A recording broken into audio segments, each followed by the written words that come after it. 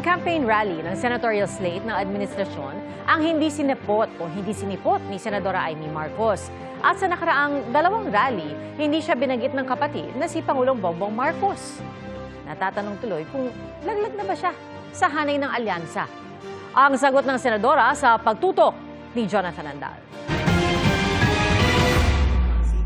Sa campaign rally ng Alyansa para sa Bagong Pilipinas sa Cavite noong isang araw at sa Laguna kahapon, parehong wala sina Senadora Amy Marcos at Congresswoman Camille Villar.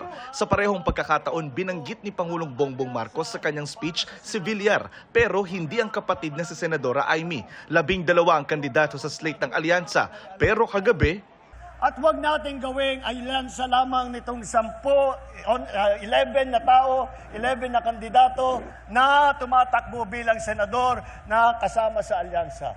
sinusubukan naming kunan ng pahayag ang grupo kaugnay ng sinabi ng Pangulo. Bago nito, mariing tinuligsa nina Amy at Villar ang pag-aresto noong March 11 kay dating Pangulong Rodrigo Duterte at pagsuko sa kanya ng Marcos administration sa ICC. Kapwa wala ang dalawa sa mga campaign rally ng alyansa mula noon, kabilang ang sa Tacloban noong March 14. Nagsabi noon si Senadora Amy na hindi siya makakadalo sa naturang pagtitipon dahil hindi raw niya matanggap ang ginawa sa dating Pangulo. Ang senadora na presidential sister, kilalang kaalyado rin ni Vice President Sara Duterte. Tinanong ng media ang campaign manager ng alyansa na si Congressman Toby Tiangco kaugnay ng hindi pagsama ng dalawa sa mga rally. Are there any plans to drop Senator Amy from the lineup ng alyansa?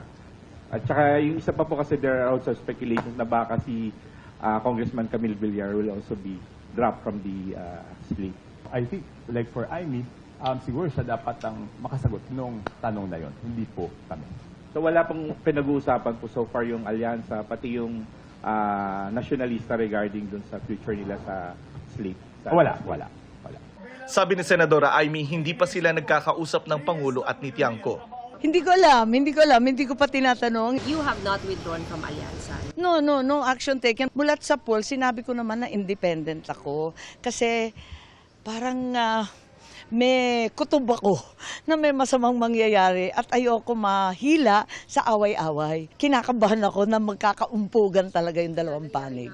Nangyari nga po. Mas tutok daw siya ngayon sa pagdinig kaugnay ng pag-aresto sa dating Pangulo. Naaalangan ako, nagbibisi-bisihan ako. Mahirap mag-aral ng international law, hindi naman natin masyadong kabisado. Iba kasi yung sistema nila. At ang pinakamahalaga, wag natin isuko ang ating soberanya. Nag-text ang GMA Integrated News kay Representative Villar para sa kanyang reaksyon at hinihintay namin ang kanyang tugon. Para sa GMA Integrated News, Jonathan Andal, nakatutok, 24 oras.